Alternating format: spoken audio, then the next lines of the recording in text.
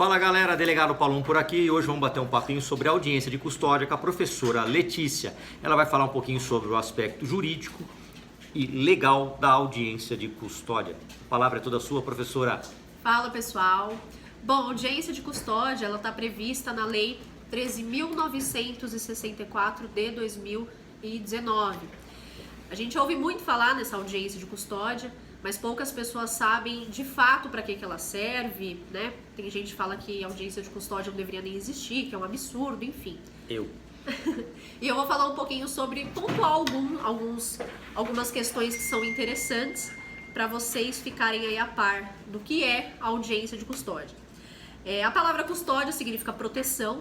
Dentro da audiência de custódia não se discute o mérito, não se discute o crime em que foi ali praticado, se foi tráfico, se foi furto, se foi roubo, não se discute isso. Vai se perguntar como ele roubou, como ele assaltou, como ele traficou. A audiência de custódia ela serve basicamente para assegurar os direitos constitucionais do preso, tá?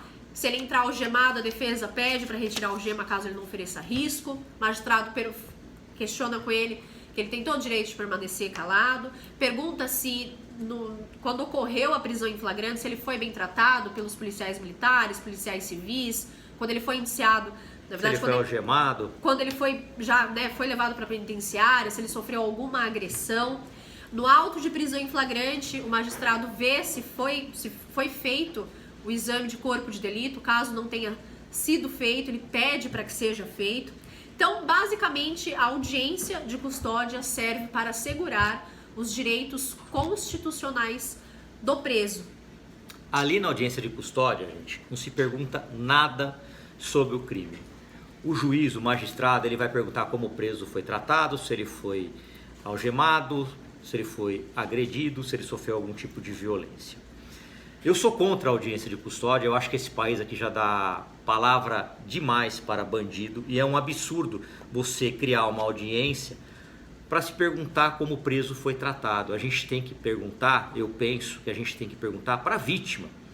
Tem que se procurar a vítima em 24 horas para perguntar como ela foi tratada, se ela está precisando de alguma coisa, se ela está precisando de apoio psicológico, se o Estado pode fazer alguma coisa. Desculpa te cortar. A questão de perguntar para a vítima se ela está precisando de apoio psicológico dentro da audiência de custódia também, é perguntado para o preso se ele tem algum problemas com drogas, problemas psicológicos, se a mulher pergunta se está grávida, para que eles sejam encaminhados para o médico, um psiquiatra, tratamento, né? Psicológico. Por que não se pergunta para a vítima, professora? Pois é isso que eu falo há anos. Eu sou contra a audiência de custódia. Eu acho um absurdo. Eu não consigo concordar com isso. Eu acho que tem que ter direito é vítima e gente honesta e que trabalha. Eu não acho que preso é vítima da sociedade, criminoso é vítima da sociedade. Vítima da sociedade é o trabalhador brasileiro que acorda 4 horas da manhã, pega uma marmita, pega ônibus, às vezes é roubado no ponto de ônibus.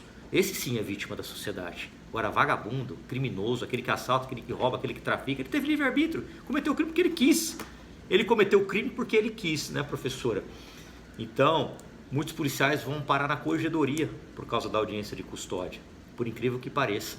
O preso vai lá e fala mal do policial, conta mentira, fala que bateu, que agrediu, que xingou. Eu mesmo já fui parar na corregedoria por causa de depoimentos de preso que falaram mal. Falaram que a gente agrediu, que a gente bateu, que a polícia humilhou, e aí o policial tem que ir lá na corregedoria. E alguns juristas, professora, falam, mas isso aí geralmente não acontece nada.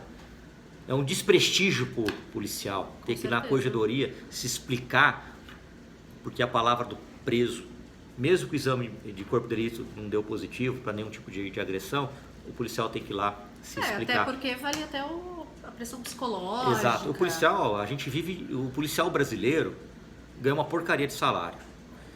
E a maioria dos policiais vivem de bico, ou seja, aquele trabalho extra.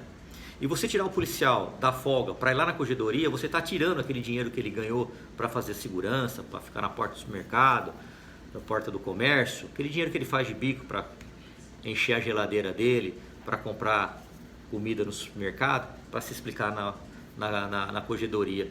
E isso é desestimulante isso daí, viu, professor? É muito triste a gente ver nossos colegas, eu mesmo já fui parar na audiência, na corregedoria por conta de reclamação de preso. E por que o preso também não poderia responder pelo crime de denunciação caluniosa? Já que ele está contando uma mentira, maliciosamente ele está mentindo para prejudicar um policial, faltando com a verdade. Então, e hoje acontece muito, né? O pessoal não tá nem aí, eles falam mesmo, mentem. Eu vou falar uma coisa para você. Antes, a audiência de custódia, quando foi criada em São Paulo, a princípio não se tinha audiência de custódia no sábado nem no domingo. Então os presos, já sabendo que eles não iriam passar pela audiência de custódia no final de semana, eles não cometiam crime na sexta, porque sabia que no sábado não tinha audiência de custódia. Ou seja, ele é tão ardiloso. Eles são articulados, eles conhecem, ele já não cometiu o crime na sexta-feira, porque sabe, amanhã não tem audiência de custódia, se rodar, eu não vou passar perante o juiz, eu não vou mentir, eu não vou sair. Então eles deixavam para cometer o crime na segunda. Olha a mente do criminoso como ele é. Isso eu ouvi informalmente de preso falando isso daí. Depois a audiência de custódia se estendeu para sábado, domingo e feriado. Mas lá só se dá a palavra para preso. Ninguém pergunta absolutamente nada para a vítima. Ninguém pergunta se ela está precisando de apoio psicológico. Ninguém pergunta se a família está precisando de alguma coisa. Não, é só para vagabundo. Hoje em dia, quando você aborda o preso, ele sabe mais da legislação do que um próprio advogado, um estudante de direito. Ele sabe até que, por lei, para você algemar um criminoso, você precisa justificar. Exato. É um absurdo, né? Quer dizer, com a desculpa esfarrapada que está humilhando o preso. Mas e a vítima? E quando ele rouba, dá tapa na cara da vítima, chama a vítima de vagabundo? E quando eles fazem isso? Não é uma humilhação? O roubo por si só, quando é cometido, já humilha a vítima.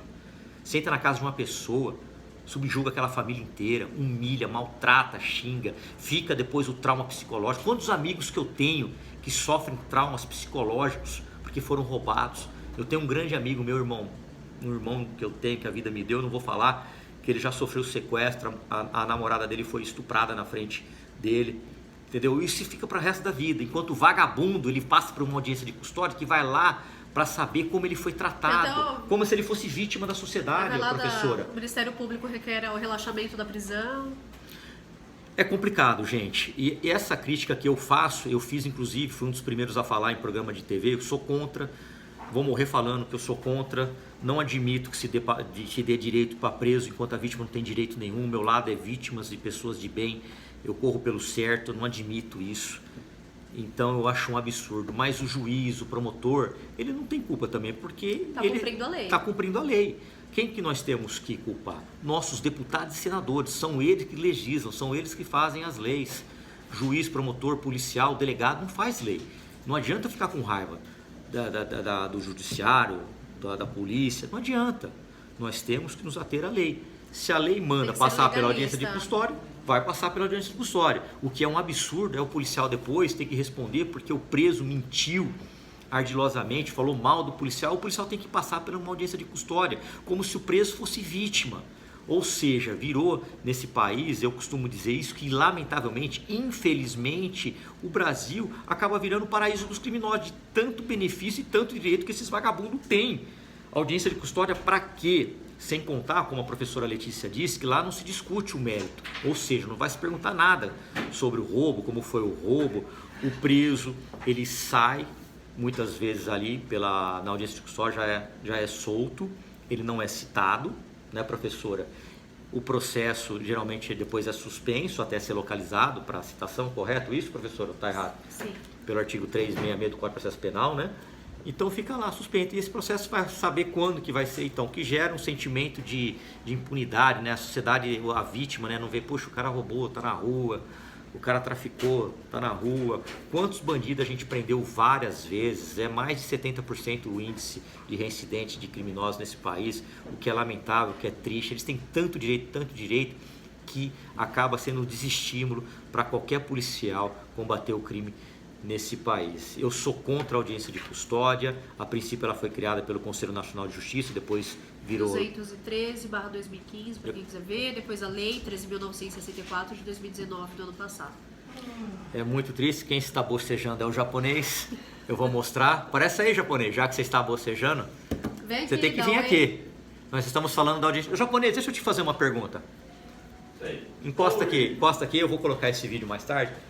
Você já passou por corregedoria por reclamação de presos em audiência de custódia?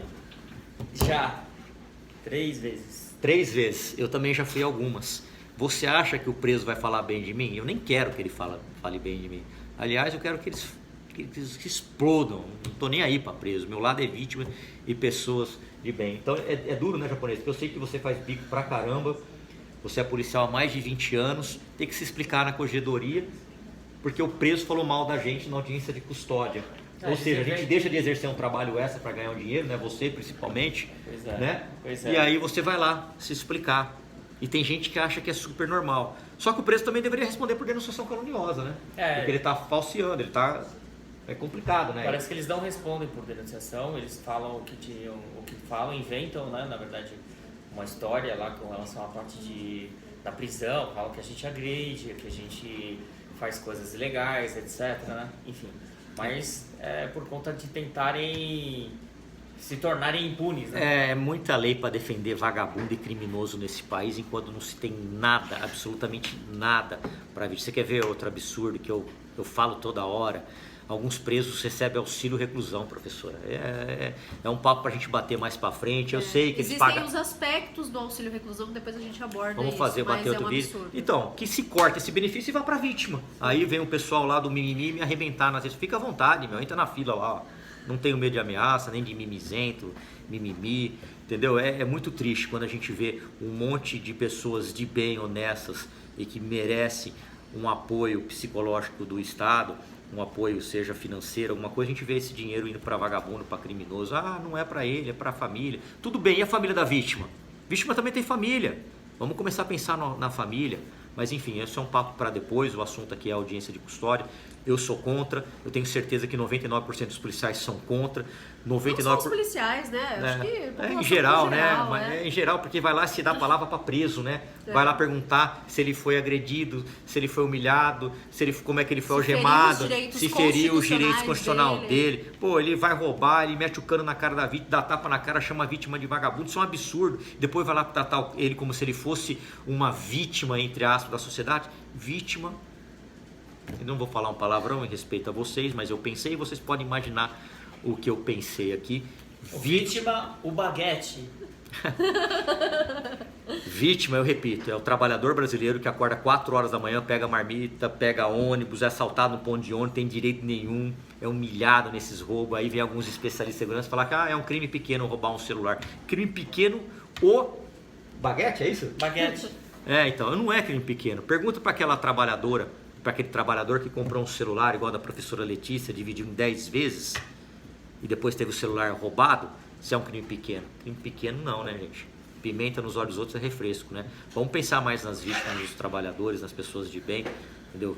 Bandido já tem muito defensor, bandido já tem muito direito. Nosso lado aqui, né, japonês, eu sempre falo isso, é vítima e pessoas de bem. Mais alguma coisa, professora Letícia? Acho que só. Gente, quem estiver prestando concurso, se preparando, sigam a página da professora Letícia, @PROF. Ponto. Não tem ponto? Não. Então vamos lá, repete, você, vai. @Prof. Letícia Genari. Márcio Kenji, @Márcio Kenji. Márcio Kenji, segue nós lá. É nós, tamo junto e Deus conosco sempre.